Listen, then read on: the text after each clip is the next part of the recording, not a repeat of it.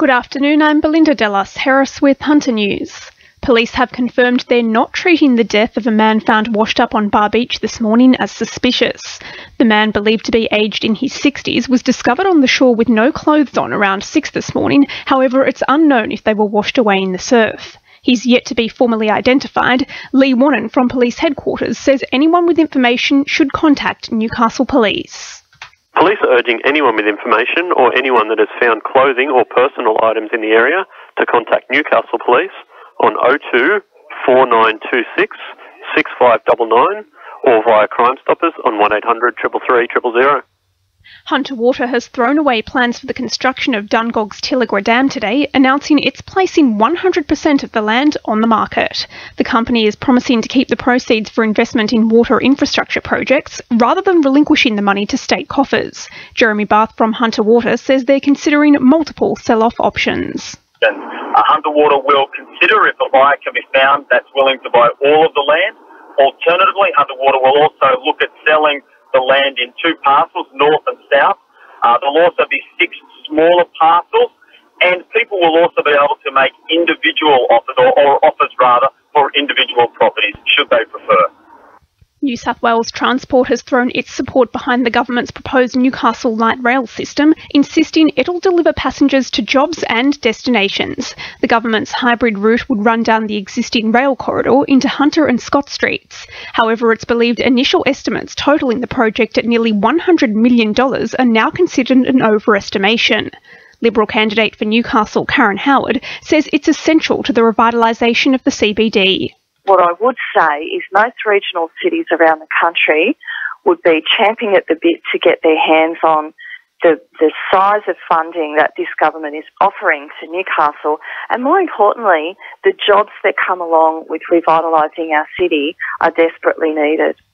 A series of community information sessions are set to get underway in Newcastle today, giving residents a chance to have their say on the city's draft planning strategy. The strategy forms a blueprint for land use designed to guide the look and feel of suburbs between now and 2030, with Newcastle, New Lambton, Hamilton, Taro and Wallsend all collecting feedback over the next 4 days. Lord Mayor Nuatali Nelms says it's crucial everyone's voice is heard. They're starting today, during the day, at City Hall, and there's another one on tonight, and then we're going to go out to the wards. All the details are on Council's website in order to determine where the zones are going to be in our local environment plan, which dictates how high you can build the residential area, how close you can go to the boundary, as well as industrial and mixed-use commercial. Newcastle has been praised for its show of diversity following news anti-Islamic group Reclaim Australia has been forced to cancel planned public gatherings in the city. It comes after a mass outcry against the demonstration, prompting a counter-call to support the upcoming Australia for All festival aimed at promoting tolerance and inclusion across the city. Newcastle's Socialist Alliance candidate Steve O'Brien says it's a credit to the community. Newcastle has a long tradition of diversity, and I'm really encouraged that people came together and they opposed the proposal to hold basically a racist demonstration and gained enough support so that the racists backed down. So that's really positive. It says a lot about Newcastle's spirit of tolerance and diversity. Now with sport, Annabelle Regan. Newcastle Jets youth who will likely be down a player with news Jesper Stratton may have to undergo a knee reconstruction. The 32-year-old was sidelined in the 40th minute of a 2-2 draw with Melbourne City at Magic Park on Sunday.